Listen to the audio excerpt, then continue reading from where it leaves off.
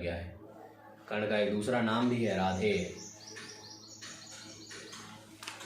कर्ण की जो जीवन यात्रा रही, कर्ण ने अपने जीवन में जो भोगा, जो दुख सुख झेले, इसके बावजूद भी जो जीवन के प्रति उसकी समझ थी, क्योंकि जीवन का मूल समझता हूँ, धन को मैं धूल समझता हूँ। एक ऐसे महादानवीर कर्ण के जीवन पर आधारित रश्मि ग्रंथि का तृतीय सर्ग में आपके समक्ष प्रस्तुत करने जा रहा हूँ। कि हो गया पूर्ण अज्ञातवास, पांडव लौटे वन से साहस, पावक में कनक सदृश तप कर, वीरत्व लिए कुछ और प्रखर, नस नस में तेज प्रवाह लिए कुछ और नया उत्साह लिए। सच है विपत्ति जब आती है, कायर को ही दहलाती है, सूरमा नहीं विचलित होते, क्षण एक नहीं धीरज खोते, विघ्नों को गले लगाते हैं, कांटों में राह बनाते हैं।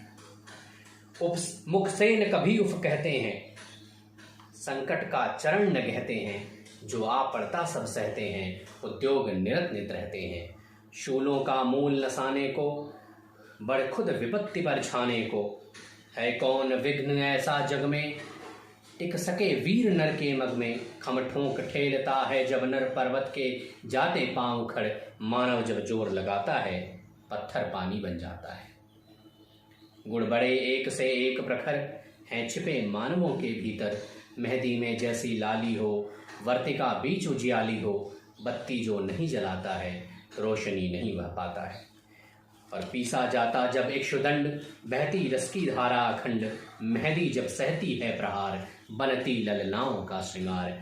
जब फूल पिरोए जाते हैं, हम उनको गले लगाते हैं। वसुधा का नेता कौन हुआ, भूखंड विजेता कौन हुआ, अतुलित यश क्रेता कौन हुआ, नवधर्म प्रणेता कौन हुआ, जिसने न कभी आराम किया, विघ्नों में रहकर नाम किया। जब विघ्न सामने आते हैं, सोते से हमें जगाते हैं, मन को मरोड़ते हैं पल पल, तन को झंझोड़ते हैं पल पल, सतपथ की ओर लगा करके जाते हैं हमें जगा कर। वाटिका और वन एक नहीं, आराम और रण एक नहीं, वर्षायन धड़या तप अखंड, पौरुष के साधन प्रचंड।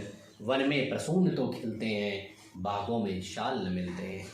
कंकरियां जिनकी सेज सुगर, छाया देता केवल अंबर, विपदाएं दूध पिलाती हैं, लोरी आंधियां सुनाती हैं, जो लाक्षागृह में जलते हैं वे ही सूरमा निकलते हैं।